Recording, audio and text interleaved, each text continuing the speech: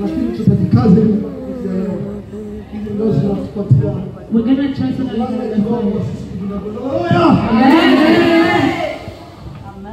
mtu anayesinzia hapa atakuwa sio here is Tandahema juu yetu Bwana usiku mwema pepo. Tandahema juu yetu Bwana usiku mwema pepo. Tandahema juu yetu Bwana usiku mwema pepo.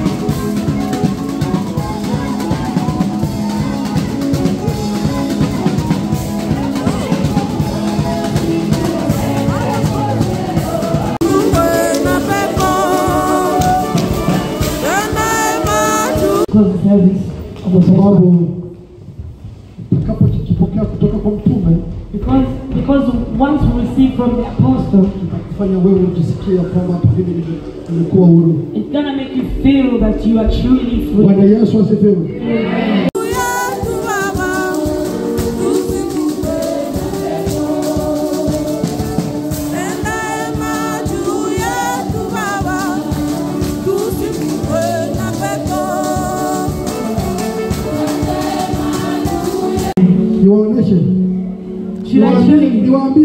Should I tell you who that is? Ngoma is the drum Bwana Yesu asifiwe.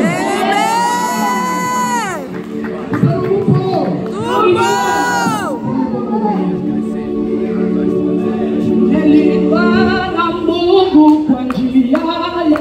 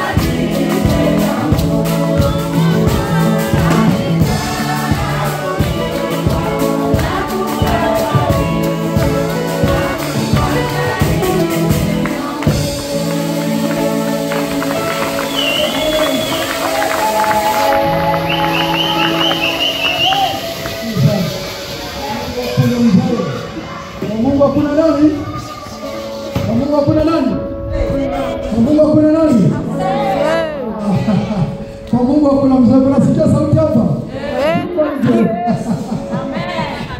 Unasikia pale jana tulijua wimbo mmoja hapa kwa kufunga ibada. Mlisikiaje ule wimbo? Bwana Yesu asifiwe. Mungu hakuna mzee. Haleluya. Basi Beteli Rashete naona Rashete. Sijui jina lenu mtasamea. Kwaya mahali. Kwaya mahali mnaweza kusimama. Kwaya mahali hapa wanaweza kusimama.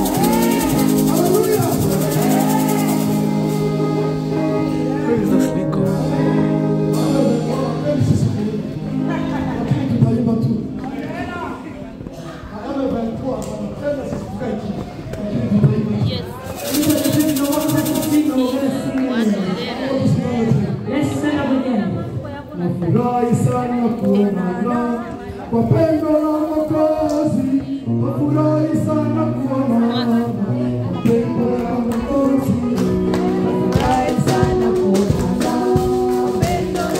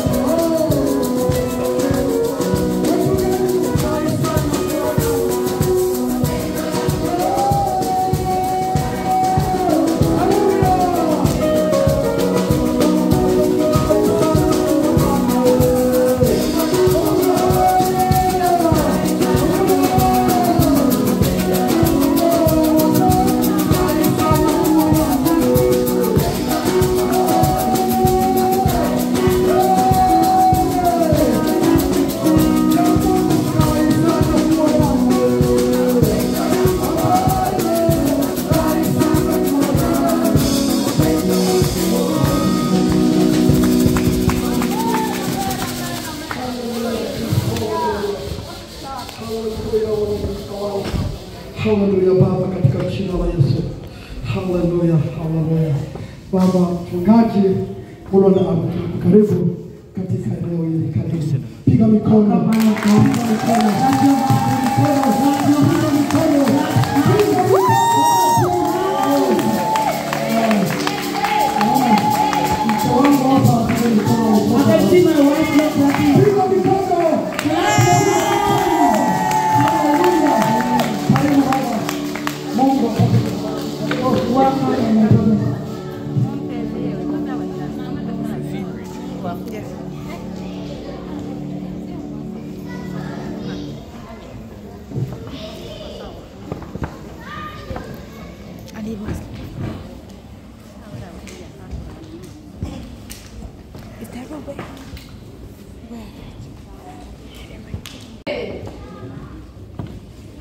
Nashukuru sana kuwa hapa.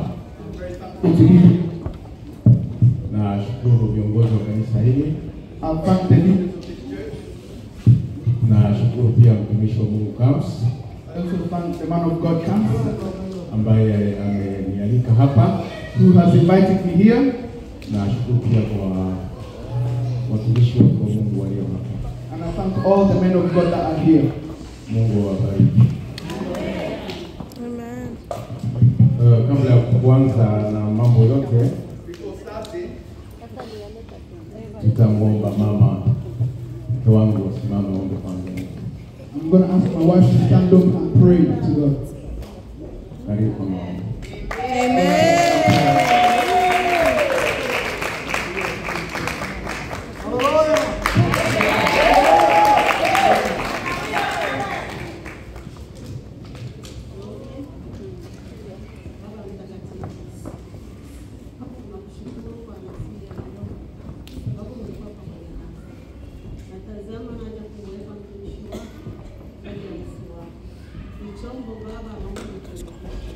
na maneno atakayotufundisha ni maneno mazuri sana katika safari yetu ya kwenda mbinguni. Tupate kumbariki na sisi ambao tutasikia maneno haya tupate kubarikiwa pamoja naye katika jina la Yesu. Tunaomba na kushukuru. Amen. Amen. Bwana asifiwe. Bwana asifiwe tena. Asante mama. Asante sana rafiki yangu.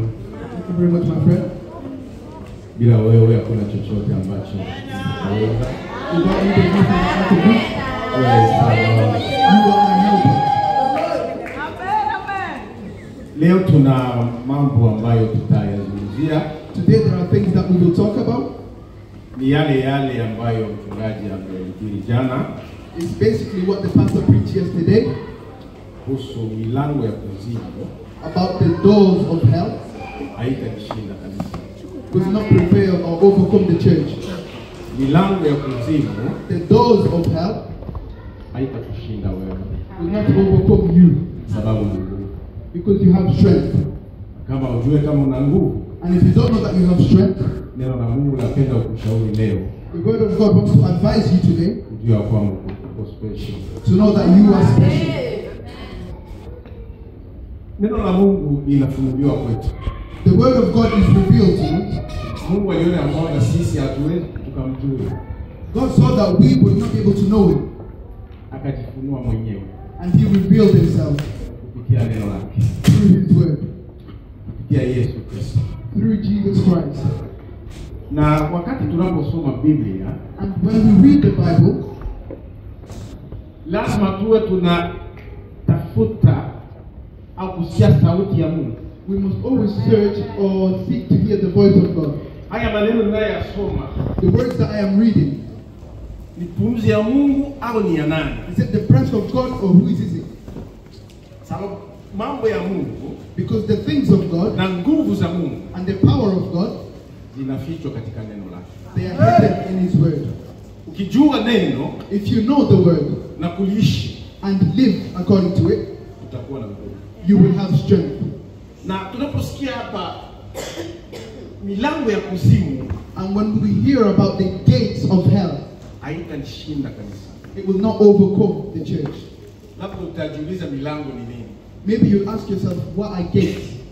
Haya mambo Bwana Yesu Kristo ameyasema kwa wakati wake, These words Jesus Christ said in his time, na kwa wakati ule and in that time, katika mji in the city, walikuwa wakijenga ukuta, they built a wall.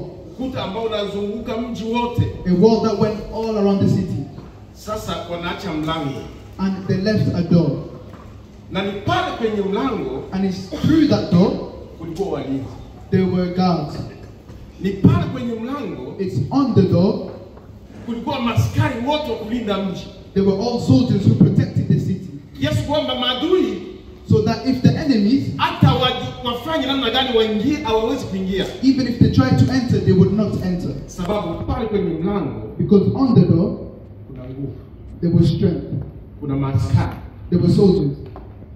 Wakati tunasema gate, And right now we say gate. unapoingia kwenye kiwanja cha mtu, When you go into someone's place, kama gate inafungwa, if the gate is closed, hauwezi kuingia. you cannot enter.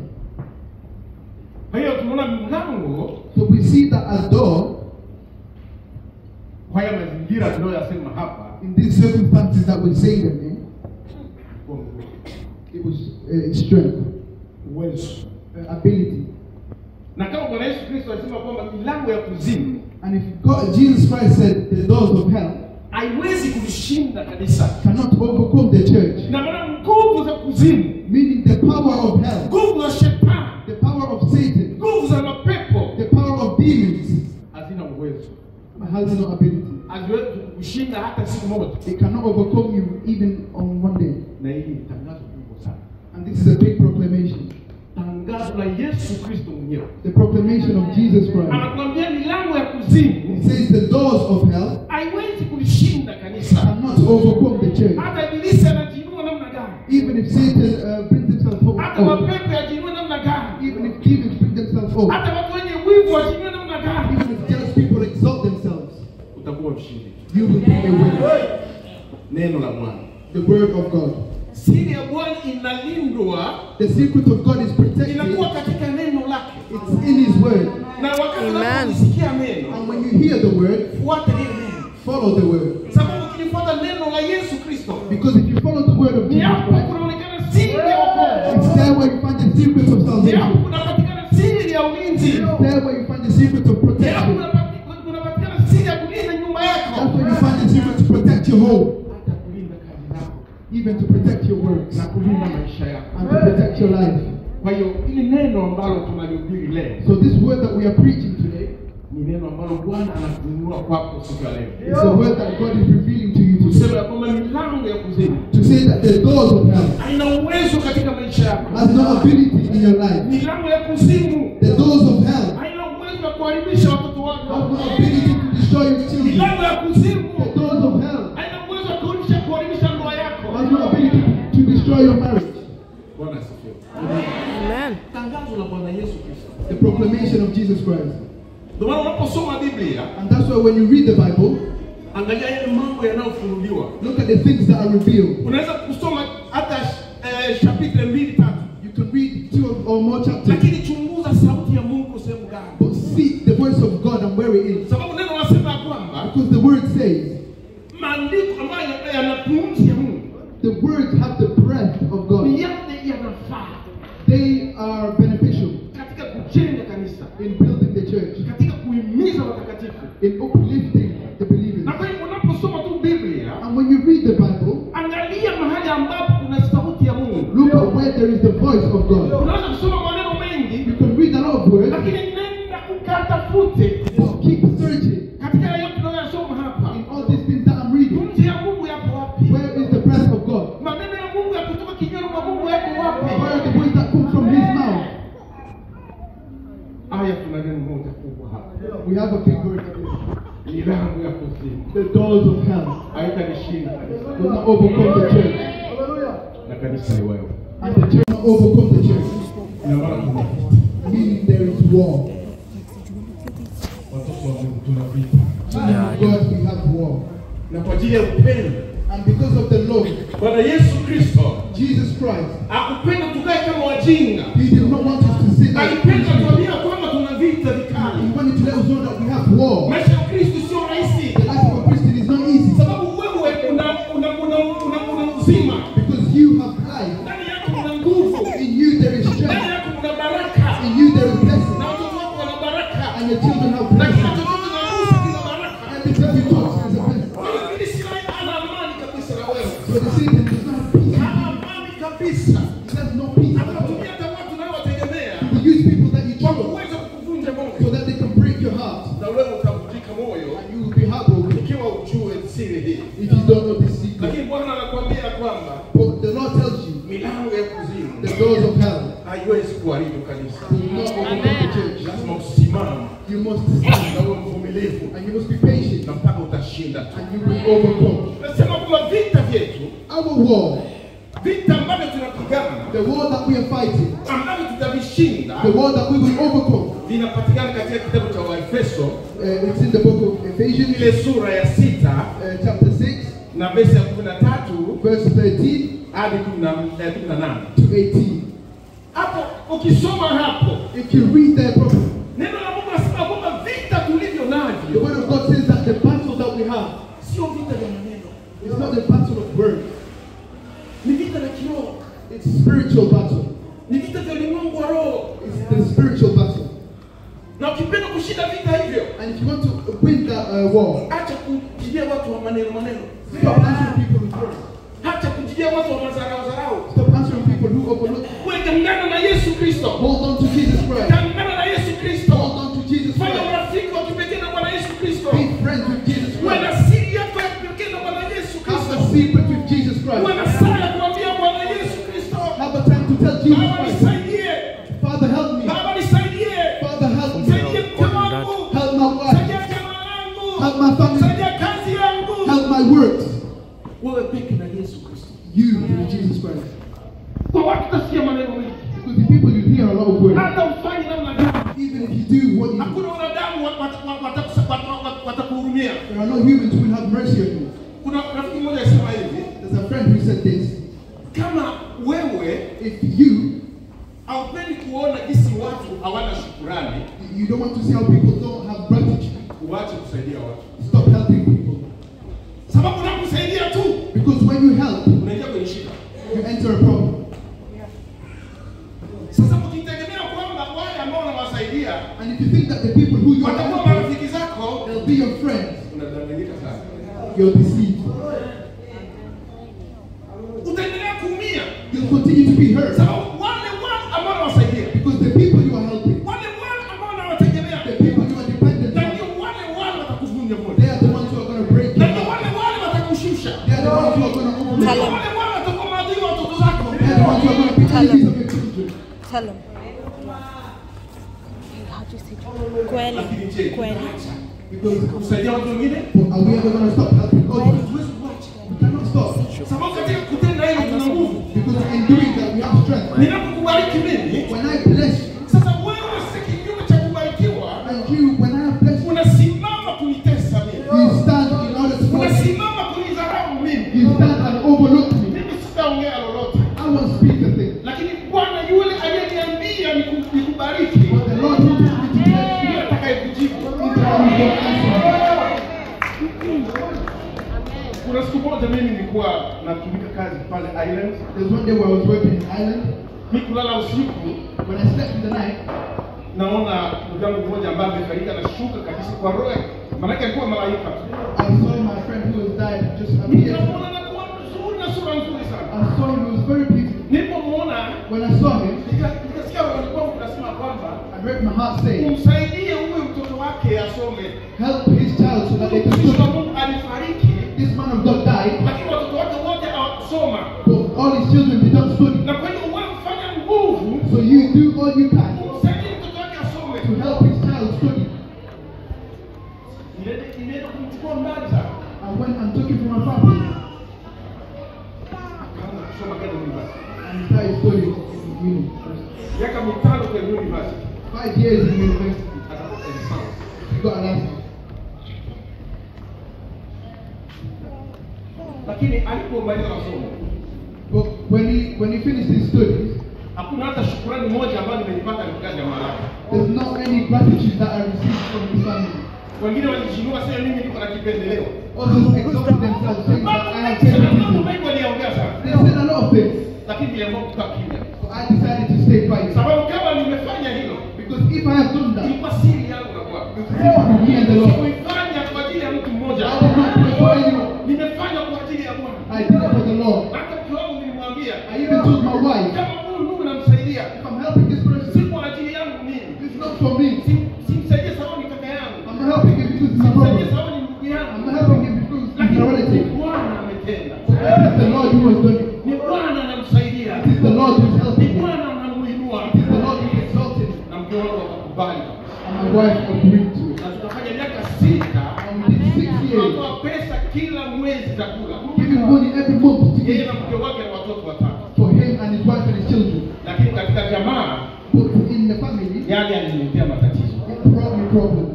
Kwa hiyo tusitegemee kwamba So don't think that tunapokuwa watu tunafanya mema sana, when we are doing good things, wale watu ambao tunawafanyia mema watafurahi, the people who are doing good things to are going to be happy. wengi watakuwa maadui. Many will become Lakini enemies. kama ulifanya yale kwa ajili ya Bwana, But if you did it because of the Lord, hauwezi kujuta. Milango ya kuzimu the doors of hell haiwezi kuharibu kanisa. can never overcome the church. Na kuna kitu ambacho kinatusumbua. And there's something that bothers us.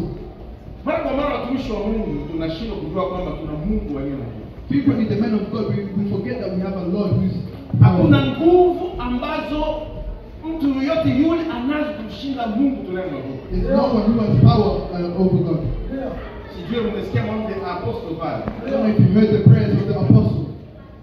Alitaja Mungu na nguvu zake zote. He mentioned God and all his Na power uwezo wake wote. and all his ability. Na maana ana nguvu zote. Meaning he has all the Ana power. uwezo wote. He has all the ability. Anaona popote. He can see everywhere. Na ndio maana Yesu Kristo And that's why Jesus Christ, wakati alipoagana na wanafunzi wake when he said bye to his kabla disciples, hajaenda mbinguni before he went to heaven, aliwaambia kwamba nimepewa mamlaka yote. he told them, I have been given all authority. Nimepewa mamlaka yote I have been given all authority dunia na mbinguni. on earth and in heaven. Duniani na mbinguni nimepewa mamlaka yote. On earth and in heaven I've been given all authority. Sasa inaendelea. Now go. Bwana asifiwe. Tunapokwenda tuna mamlaka yote. When we go, we have all authority. Hatuna sababu ya kuogopa wachawi. We don't have any reason to be scared of Hatuna witchcraft. sababu ya kuogopa mapepo. We've got no reason to be scared of Sababu demons tuna nguvu because we have strength. ambazo Bwana mwenyewe amesema That the Lord himself said, nimepewa mamlaka yote I have been given all authority mbinguni na duniani. in heaven and on earth. Sasa enendeni Now go. na mimi nitakuwa nanyi I will be with you mahali popote everywhere you go hata mwisho wa dunia. until the end of the day. Maana tunapotembea Meaning when we walk, tunatembea na Yesu. we walk with God. Tunapolala When we sleep, tunalala na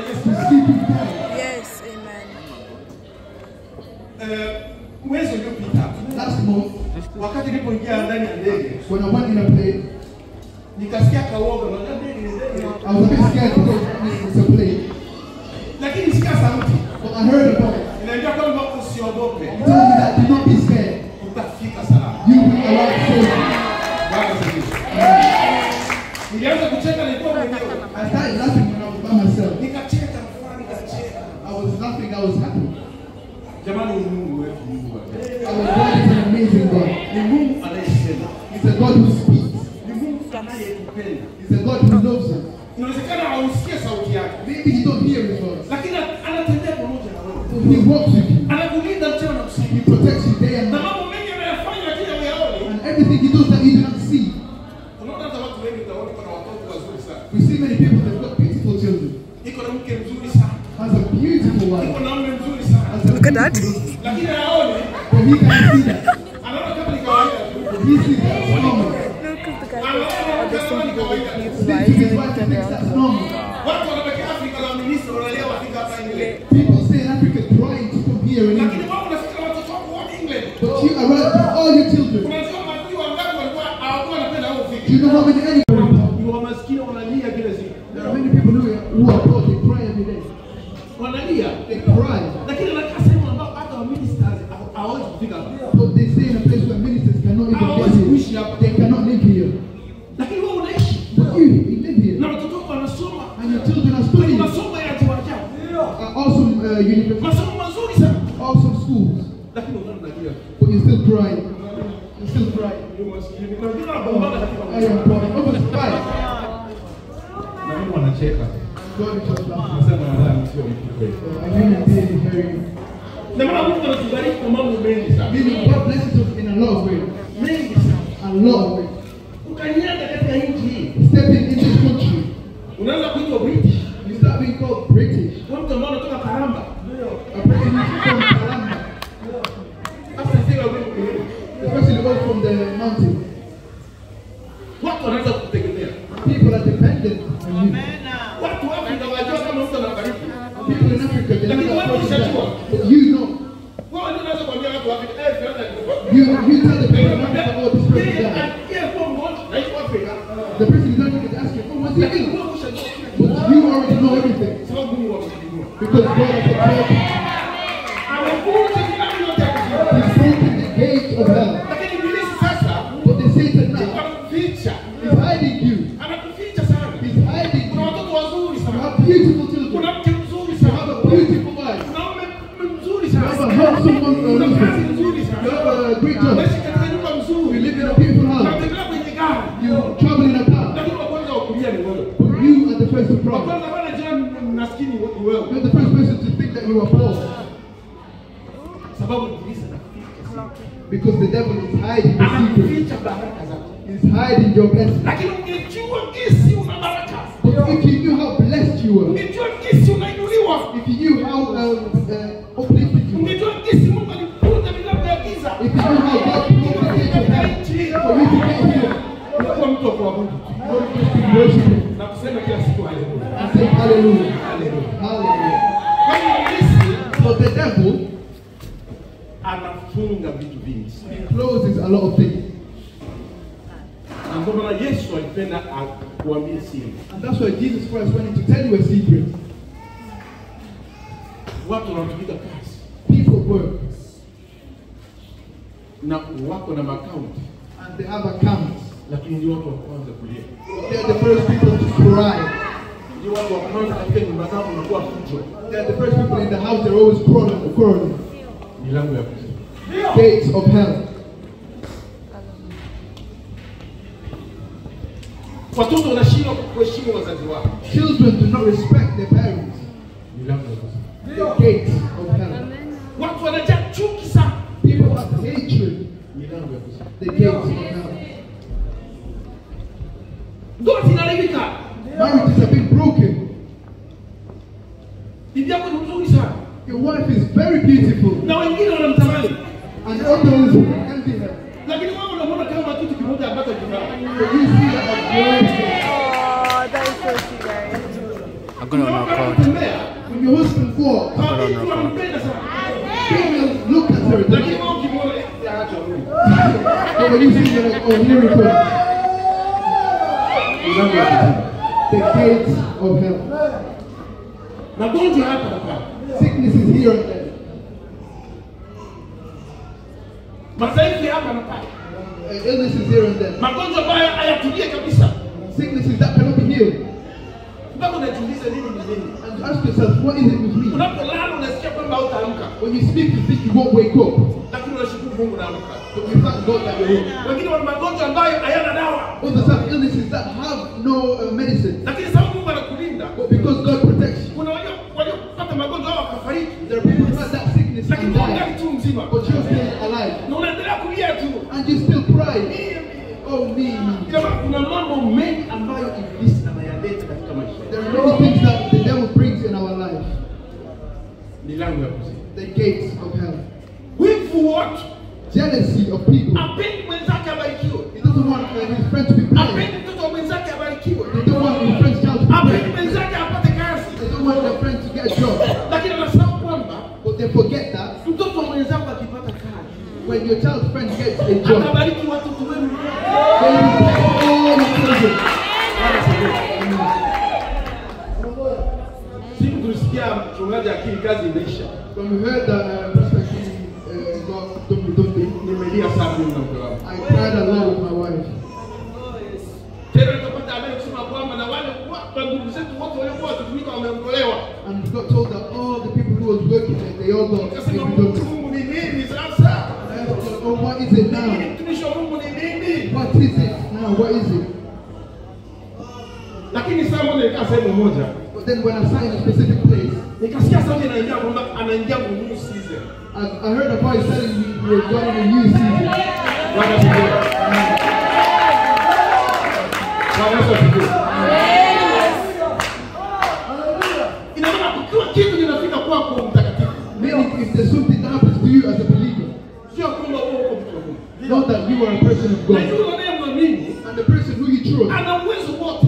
has the power to do anything. Na wakati unapotolewa nafasi moja, And when you get removed from a place, hiyo nafasi haikuwa yako tena. that place is not for you Kuna anymore. mpango mwingine ambao Mungu anakutilia. There is another plan that God has for you. You enter in a new season.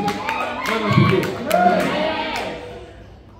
Kuna mtu mmoja anaoa mtoto wangu mdogo wangu. There's a person who is married my great granddaughter. Aliniambia kwamba mimi nilikuwa napenda kuoa mjukuu wako kabisa.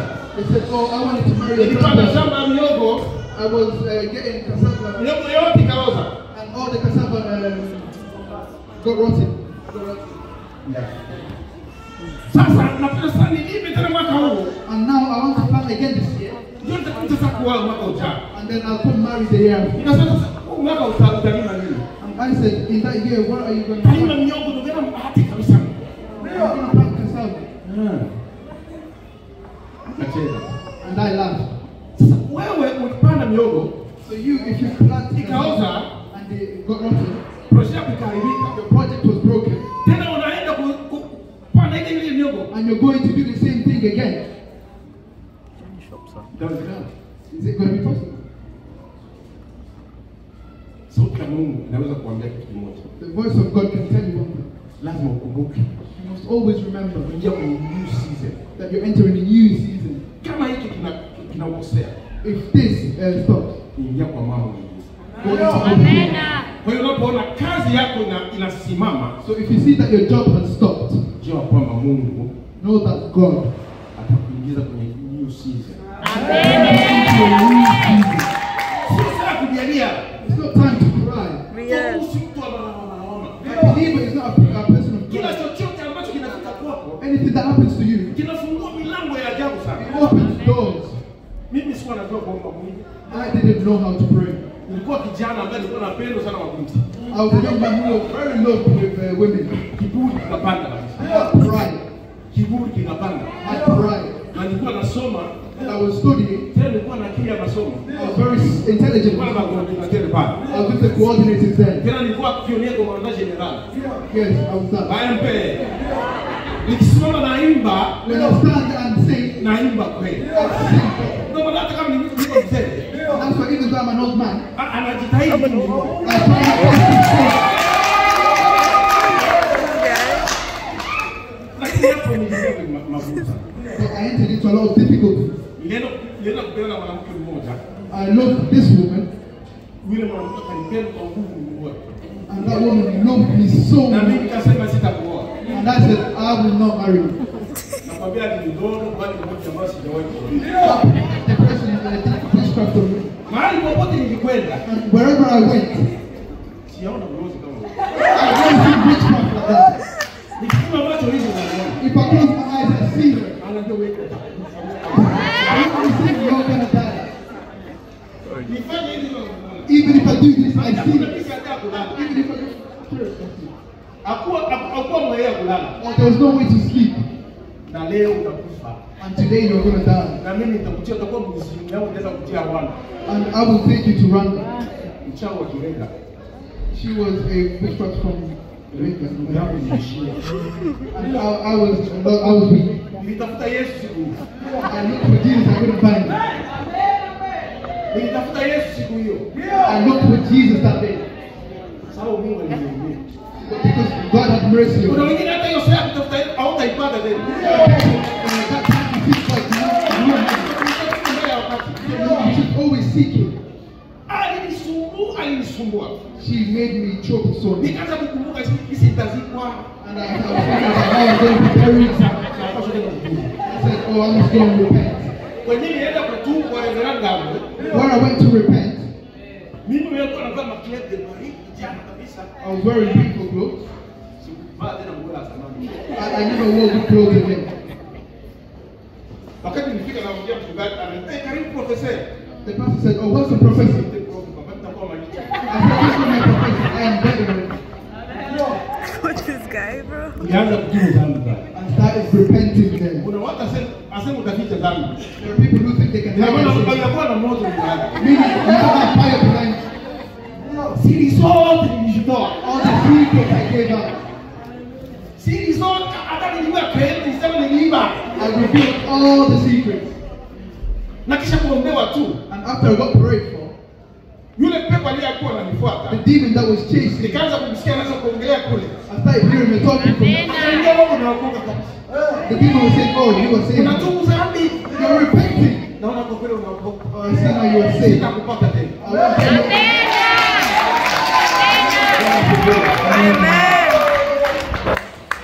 Milango ya kuzimu. the gates of hell. Ina nguvu katika maisha yako You have strength in your life ikiwa haupendi kusikia neno la Mungu na kuishi neno. if you don't want to hear and live according to the word of God. Haya maneno ambayo wachungaji wanahubiri hapa na watumishi wa Mungu The words that our pastors preach here, yana uzima, they have life, yana uwezo they have ability wa kukulinda, to protect you, kulinda nyumba yako, to protect your home, kulinda ndoa to yako. protect your marriage. Lakini mara kwa mara tunaona kwamba ni kawaida tu. But often we see it as something very normal. Biblia inasema kwamba ukipenda maisha, The Bible says if you love your life, sikiliza neno la Mungu. listen to the word of God. Sababu katika neno la Mungu kuna uzima. Because in the word of God there is life.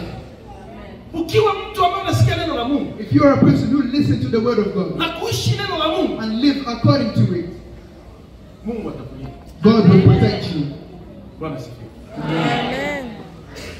Milango ya kuzimu inajiinua sana. The gates of hell is exalted Usiwaze itself. kwamba katika dunia yetu tuna amani. Don't think that in this world we have peace. Kuna mipango pale ambayo yapanga, There are plans which you did not have. lakini kuna ingine mipango ambayo inafanywa kwenye ulimwengu wa giza But there are other plans in hell. ambayo usipoangalia hautatimiza yale malengo yako. And if you don't watch out, you will not realize your plans, carry out your plans. Sababu unapanga mipango Because you plan your plan, na milango ya kuzimu nayo inapanga mipango and ingine the gates of hell plan other plans. ya kuharibu mipango ya kwako, To destroy your plan, ya kuharibu watoto wako, to destroy your ya children, kuharibu ndoa yako. to destroy your marriage. Na sababu watu hawana ule upeo wa kujua, And because people do not realize it, Yesu akasema ya kwamba Jesus said, milango ya kuzimu the gates of hell haiwezi kuharibu kanisa. can never overcome the church. Anasema kanisa langu, He says, my church, kanisa langu, my church. na kanisa ni wewe. The church is you. Yesu anasema kanisa langu, Jesus says, my church, kanisa langu, my church. milango ya kuzimu The gates of hell haitaharibu kanisa langu. will not destroy my church. Bwana asifiwe. Anasema wewe kanisa langu, He says to you, my church, kanisa langu, my church. milango ya kuzimu The gates of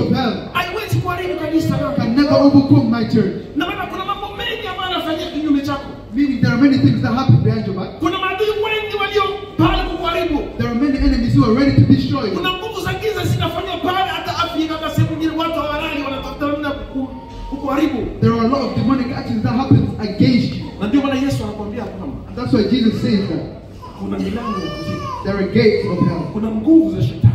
There is a strength Kuna of the nguvu za devil. mapepo. There is strength of the Kuna demon. nguvu za wachawi. There is the strength of Lakini witchcraft. hata hizo nguvu zote zisimame. But even if all those stand against Wewe utakanyaga kila kitu. you, will step and trample, Mungu amepaka. and the glory of God will be seen. Kwa hiyo Yesu anafanya tangazo nzuri So Jesus proclaims la kuweza kukushauri, to advise you, la kuweza kunishauri mimi. to advise me. Kuna milango ya kuzimu. There are gates of hell, Lakini Yesu mwenyewe anasema kwamba but Jesus says yeye ndio mlango. He is the door. Bwana asifiwe. Mlango wa kuzimu upo The gates of hell are na there, tuna mlango wa mbinguni. and we have the gate to heaven, Mlango wa amani, the gate of peace, mlango wa furaha. the gate of joy. Unafika wako nyuma na furaha. You enter the house, you are Kuna watu happy. wengi wana furaha. There are many people who are not happy. Kristo anaonekana kwa furaha. A Christian is seen through Na their furaha joy. yako haikumaanisha kusema kwamba kuna pesa nyingi Your joy does not mean that you are wealthy, ama una watoto wengi or you have a lot of children, ama una hiki na gari hiki, or you have this car, lakini ni neema ya Mungu but it is the grace of ambayo God inashuka katika maisha yako. which brings down in your life. Wakati unakula tamarani nyumbani kwako, When you eat beans in your house, unasikia unakuwa na raha ya ajabu. you feel Unasikia joy. watoto wananenepa vizuri. Your children are Unasikia getting watoto good weight. wanafurahi vizuri. Your children are happy. Mke wako anakufurahia. Your wife Anakuita Baba Claude. Wakati anakuita Baba Claude, when he calls you Baba na Claude, unasema Mama Claude, unasema Mama he says, Claude. Baba Claude, why you say that? Bwana asifiwe. Ina maana unaidhibiti milango ya kuzimu. Means you're overcoming the gates of hell. Ibilisi ana wivu sana. The Satan is very jealous. Anajua sisi tuna raha ya kweli. He knows that we have true joy. Na tena tuna uzima wa milele ambao tunausubiria. And we have eternal life that we're waiting for. Na ndio maana hii milango ya kuzimu And that's why the gates of hell, inakuwa pale kuharibu. it's there to destroy us. Kuiba amani yako. To steal your peace. Kuiba ushirika wako. To steal your communion. Utakuwa mhudumu unaona haueleweki tena. You'll be in your house and you're not the same anymore. Haueleweki tena kwa mume wako.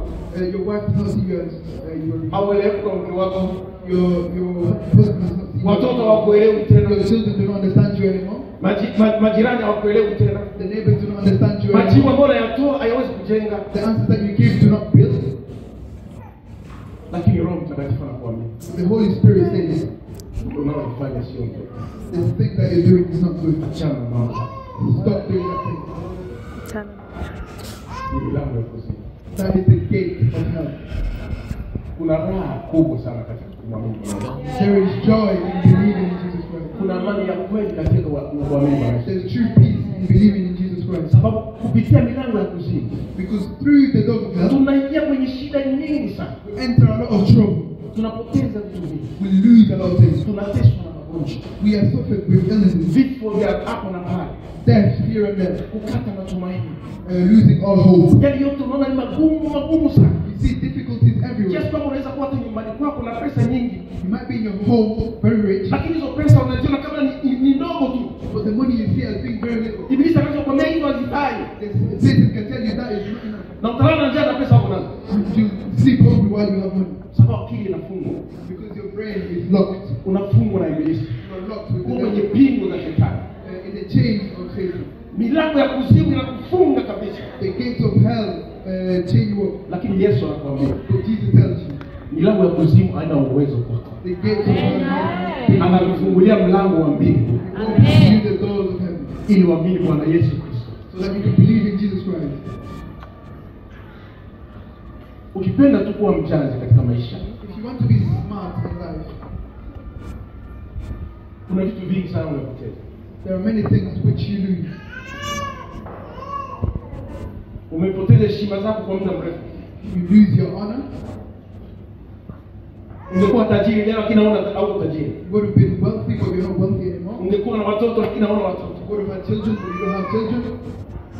Lakini Mungu anakuambia kwamba But God tells you that ukimwamini tu if you believe in Him, atakurudishia miaka yako yote He will return to you all your life iliyoliwa na Mungu. That was eaten by the enemy.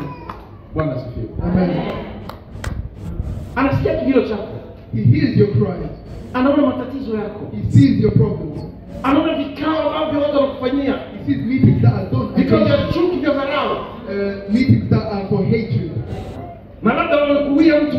Maybe they've killed someone. Mungu anaona. God sees all this. Lakini anapenda usimame. But He wants you to stand. Usikie neno lake. To hear His word. Sababu neno la Mungu lina uzima. Because the word of God has life. Neno la Mungu lina faraja. The word of God has comfort. Sikiliza neno la Mungu. Listen to the word of God. Yesu akasema kwamba Jesus said, mimi ndio mlango. I am the Lord. Na ukiingia kwangu And if you enter, utapata amani ya kweli. you will receive peace. Amini Bwana Yesu Kristo. Believe in Jesus Christ. Yesu anapenda watu. Jesus Christ has love in abundance. Nilikuwa naangalia dhambi ambazo nilikuwa nazo, zilikuwa nyingi sana. I used to look at the sin that I used to have. They were a lot. Lakini kwa madakika machache nigeuka kuwa mtakatifu. In a few seconds, I will transform them as a holy. Na heshima zangu zote ambazo nimepoteza, And all the honor that I lost, alinirudishia zote. He brought it all back. Nikawa mwanamke mzuri sana. I married a beautiful woman.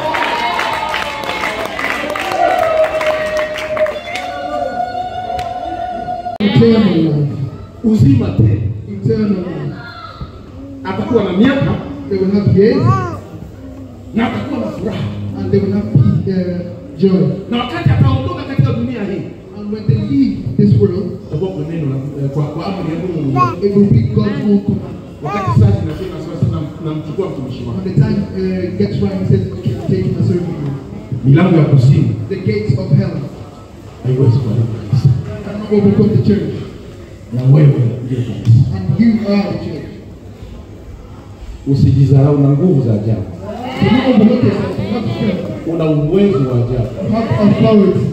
Hata kama unaweza kupitia kwenye majaribu. Even if you go through troubles, Yale majaribu yataenda kufungua milango mingine. the troubles will open new doors. Nakumbuka siku nilienda kulipa ule baba pesa. Sawa, niambia nilipe pesa kwa nguvu. I remember one day when I went to pay that woman money, Nikaenda nikamlipa pesa. I went and I paid. Lakini kisha kumlipa pesa tena akanifuata ile jioni sasa nitakuwa tu. Nitakuja mbele. After paying it, she came to me that night saying, I will kill you. Lakini sababu nilikuwa tubu dhambi, But because I had already repented, nilikuwa na moyo ambao unakuwa na nguvu. I had a heart that was very strong. Nikamwambia mimi nakuwa na Yesu. I said that I have Jesus. Hata ufanye namna gani, Even if you do whatever, hautaniweza. you will not be able to do it. Na baada ya wiki And after a week, sikusikia tena sauti. I did not hear about it. Bwana kafunga je. God closed the door. Milango ya kuzimu kafungwa, The gates of hell were closed. milango ya mbinguni kafungwa. The gates of heaven were open. Kwa hiyo mtumishi wa Mungu, tumikia Bwana. So child of God, work for Jesus. Mungu ataendelea kubariki. God will continue to bless you. Mungu atakubariki. God will bless you. Fanya kazi ya Mungu. Work for God. Bariki kanisa.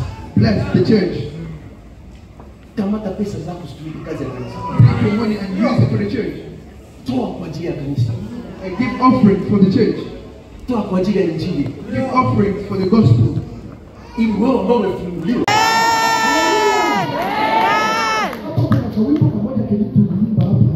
There's a song that we sang here.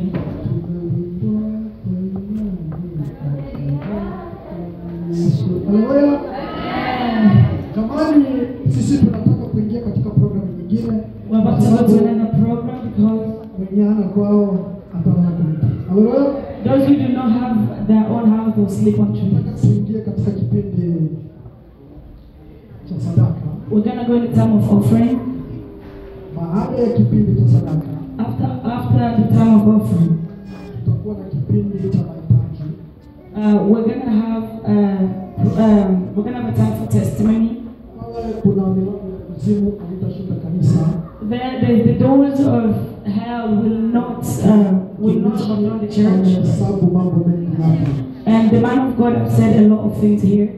Hesabu magonjwa. He said about sicknesses, Hesabu aina ya magonjwa mbalimbali. about different types of sicknesses, Utakia mambo mengi sana. and he said a lot of things. Hiyo yote ni mambo nini? All those are the doors of our Kwa hell. ni kanisa. And because church unakuja ndani ya kanisa, and you are in the house of the Lord, tutaki uende na milango ya we don't want you to go back. tunataka uende na milango ya mbinguni. We Haleluya. want you to go with the doors from heaven. Tunataka uende na milango ya We mbinguni. want you to go with the doors Kwa from heaven. hiyo kuna vitu ambavyo tutaviombea. So that things that we're going to pray for. Nashukuru na hili kanisa, I thank this church. mimi ni wazalendo. You guys are wazalendo. Maana ya wazalendo, The meaning of wazalendo, maana ya mzalendo, the meaning of wazalendo, neno waza the word ni think ni kufikiri, is to waza. think. Na ile la wazalendo Lando ni land, is the land. yaani ni mtu anayewaza udongo. It's what people are thinking of the land. That's where the wazalendo came from. Bwana Yesu asifiwe. Amen. Sijui kama unanielewa. I don't know if you understand. Wazalendo, yaani waza ardhi. It's like think of the land Pale kwenye ulizaliwa. Bwana Yesu asifiwe. where you were born from. Sasa watu hawa wanatuwekea hii bendera ya Nyaburudi. This flag is from Congo. Mlipata maono mazuri wa Mungu. You had a very good place. Tukaombea Kongo. We're going to say that we're going to pray for Congo. Mimi ni wazalendo. And you are the people that think about the land. Nawaza land yenu sana. You are thinking about the land and may God bless you. Wazalendo. And the people that think about the land. So we're going to pray for the country. Kuna watu wanaokula vitu vingi kwenye ndoto. The people that eat a lot of things in dreams. Ujue wewe unayekula vitu vingi kwenye ndoto. Just know you that eat a lot of different Na food in unasaidi the kila dream. mchana. You're supposed to eat during the Lakini day. usiku unakwenda kuota ya kwamba nilikuwa katika sherehe. But now you are sleeping and you're dreaming of being in a party. And you had meat. Nimekula mikate. You had bread. Wewe ni mchawi. You are a witch. Bwana tuhurumie. Tunakuombea Show hapa. us mercy. We're going to pray here. Wewe unayelishwa vitu usingizini You that have been bila kuelewa, in the dreams without understanding. tunakuombea hapa. We're going to pray for you. Wewe una matatizo, You that have problems. wachungaji watakuombea hapa. The church is going Askari to wanapanga, The soldiers are going to pray nguvu watakuombea hapa. and they're going to pray with Wewe strength. unayekishana chakula usingizini, You that are feeding ya other kwamba people in the nilikuwa naandaa night, feti kubwa, that you prepared a big party and people were wanakula there chakula, and you were lakini feeding them. unawalisha usiku. You were feeding them during the night. You are teaching them witchcraft. That is sad. Ni huruma kubwa. That is very sad. Kama unaota ndoto za aina If hiyo, you're praying, you're having dreams like that, start rebuking them. Start rebuking them. The dreams about eating, that is witchcraft. Tell them. May God show us mercy. We're going to pray for sickness katika jina la Yesu. in the mighty name of Jesus. Sadaka, And for the offering, Betheli mlifika chelewa. the church of Bethel, you came late. Kuna wimbo pamoja ambacho hawako tayari. Give us offering. Bwana Yesu asifiwe. Praise the Lord. Wapata kuwa tayari hawapata. Praise the Lord. We said they might not be ready. Namsimamisha yule mama tena I'm going to start that mother again ambaye that said no to the fungua milango ya doors of mbinguni. hell. And they're going to open the doors of Toa heaven. sadaka. Give us the song so that we can. Fungua mama yule mke wako. Fungua kale kashakoshi kwanza kawe tayari. Sadaka. Open that. Wewe Open that bag so they can be fungua na ready. wewe kale kama kako na sadaka. Open that bag so they can be ready for offering. Uanze kutoa hapa. Mama karibu kwa wewe. Karibu. Karibu. Yesu asifiwe.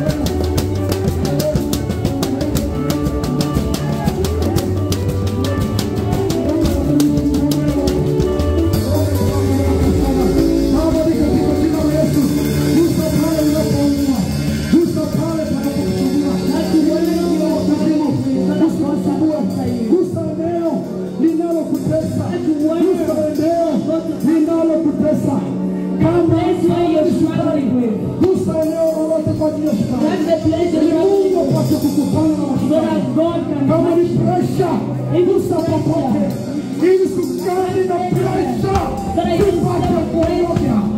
Haleluya. Mungu wewe ni Mungu. Mungu wewe ni Mungu. Mchungaji mmoja anazunguka kwa ajili ya kuwagusa. Nielewa utapata uponyaji. Mungu katika jina la Yesu. Baba wewe ni Mungu utakayegusa watumishi wako. Wewe ni Mungu utakayewagusa wote wanaokula chakula usiku. Mungu wewe ni Mungu utawasaidia wote wanaolishwa vyakula katika ndoto.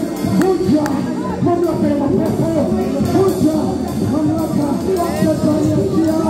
Baba ninaomba vijana wetu uwasaidie, uwabariki katika jina la Yesu. Asante Mungu kwa sababu wewe ni Mungu. Ninaomba kwa sababu Mungu utaonekana katika ndoto, utaonekana katika ndoto zao.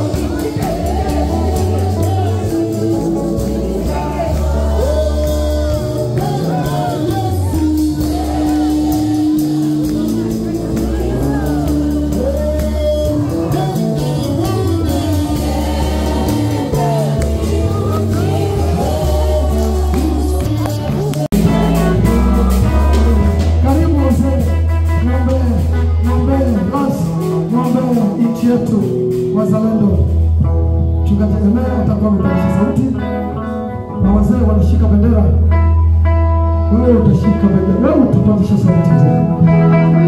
Wewe ni mzalendo Bwana. Asante Yesu. Asante Yesu. Asante.